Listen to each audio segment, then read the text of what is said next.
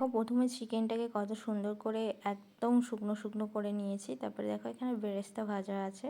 তারপরে চলে আসি, এখানে দুধ আর ঘি আছে, এখানে লেবু আছে, আর এখানে কেওড়া জল গোলাপ জল আছে। আর এগুলো ভাত সুন্দর করে ঝাড়িয়ে রেখেছি। এখানে ঘি মাখিয়ে তেজপাতা দিয়ে রেখেছি। আর এরপর এক এক করে আমরা চিকেনগুলো দিয়ে দেব।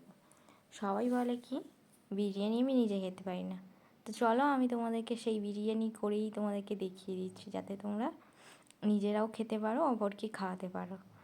প্রথমে চিকেনের লেয়ার দিয়ে দিলাম, তারপরে আস্তে আস্তে করে একটু একটু করে ভাত দিয়ে সুন্দর করে চিকেনগুলোকে কভার আপ করে দিলাম। তারপরে একটু বেরেস্তা দিয়ে দিলাম, একটু দুধ আর ঘি দিয়ে দিলাম, এরপর একটু হালকা করে লেবু দিয়ে দিলাম। তারপরে কেওড়ার জল আর গোলাপ জল একসঙ্গে মিক্স আপ আছে, ওটা আমি দিয়ে দিলাম।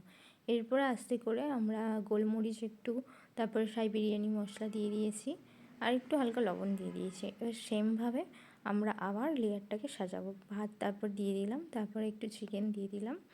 চিকেনের লেয়ারগুলোকে ঢাকার জন্য আমরা আবার এখানে ভাত দিয়ে সুন্দর করে লেয়ারটা কভার আপ করে নেব। এরপর কভার আপ করার পরে আবার আমরা দিয়ে দেব বেরেস্তা দিয়ে দেওয়ার পরে আবার আমরা সেম প্রসিডিওরে করতে থাকবো।